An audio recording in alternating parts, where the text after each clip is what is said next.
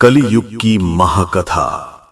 Video शुरू करने से पहले अगर आप धर्म की रक्षा करने वाली वाणी को जीवित रखना चाहते हैं, अगर आप चाहते हैं कि सत्य दबे नहीं, तो इस वीडियो को लाइक करें, अपने परिवार तक पहुंचाने के लिए शेयर करें और ऐसी कथाओं के लिए चैनल को सब्सक्राइब करें।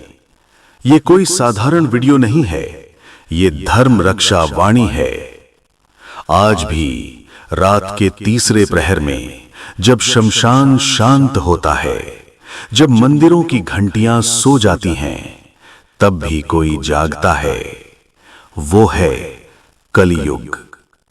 कहा जाता है कलियुग चलता नहीं, वो रेंगता है, और जहां से गुजरता है वहां आत्माएं नहीं, संवेदनाएं मर जाती हैं। शास्त्रीय प्रमाण। कलियुग का आगमन। श्रीमद् भागवत पुराण 12:2-1। ततः कलौ संप्रवृत्ते सम्मोहाय सुरद्विषाम।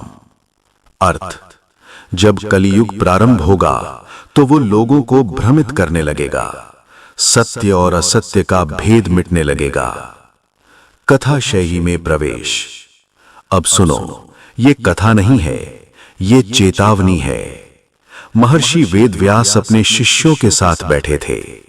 आकाश भारी था, हवा स्थिर थी। अचानक व्यास जी बोले, जिस युग में धर्म जीवित रहेगा पर धर्मात्मा रोएगा, वही कलियुग है।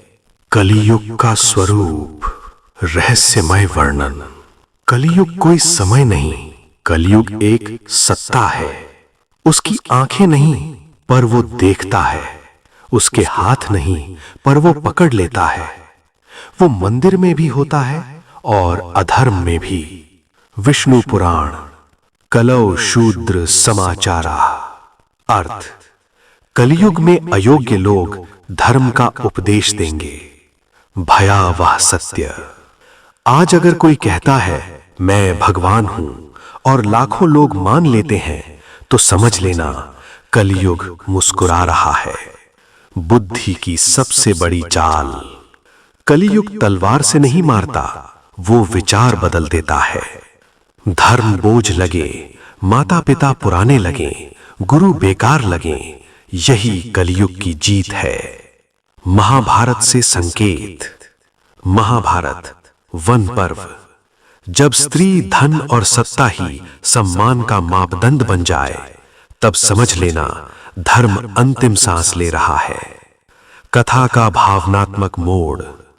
एक समय आएगा जब मां अपने बच्चे को जन्म देगी और वही बच्चा कहेगा, मां, तुम्हारे संस्कार आउटडेटेड हैं।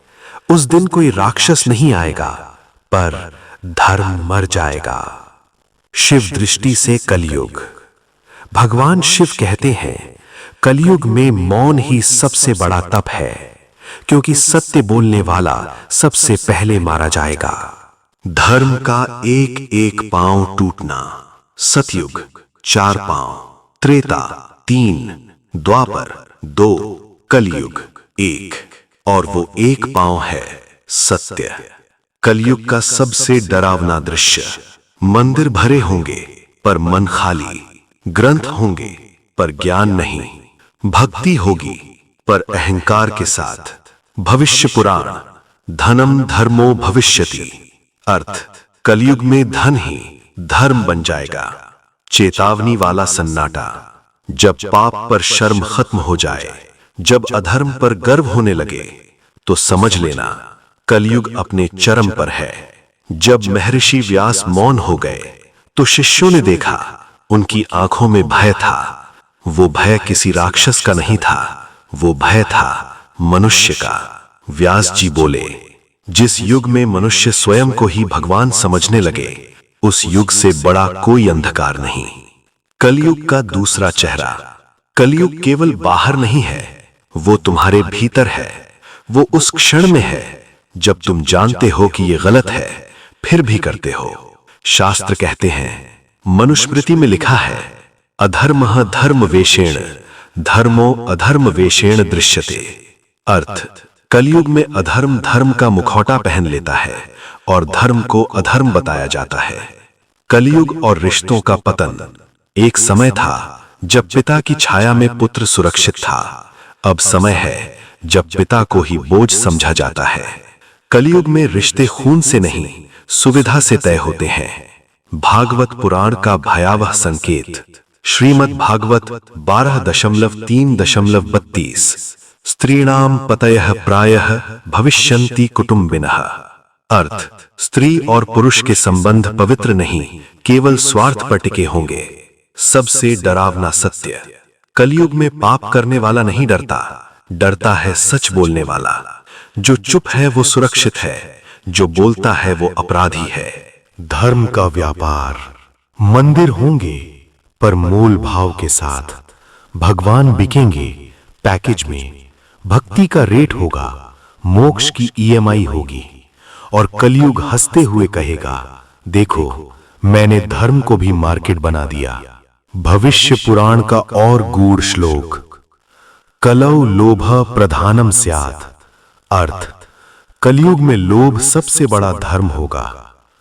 मन का पतन। कलयुग शरीर को नहीं मारता, वो विवेक मारता है। जब विवेक मर जाता है तो आत्मा अपने ही शरीर में कैद हो जाती है। शिव और कलयुग। कैलाश पर पार्वती ने पूछा, प्रभु कलयुग में सबसे बड़ा तप क्या है? महादेव बोले, जो गलत देखकर भी खुद गलत न बने, वही महातपस्वी है। कलयुग का सबसे भयावह युद्ध। ये युद्ध देव और दानव का नहीं, ये युद्ध है तुम्हारे भीतर। हर दिन, हर निर्णय में। धर्म का अंतिम पांव।